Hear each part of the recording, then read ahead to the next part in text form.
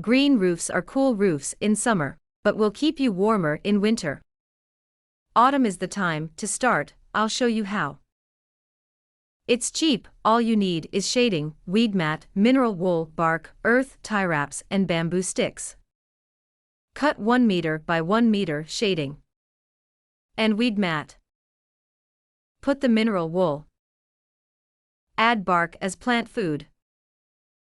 And compost, earth. Fold the corners together with clothespins, first the weed mat, next the shading. Pierce with the scissors, slide the tie wrap in. And pull it, fixed. Plant colorful, blooming fat plants or cacti. Put the plant cushion on a bamboo or reed grid, so rainwater runs off. And a star grid in summer, so heat is released at night.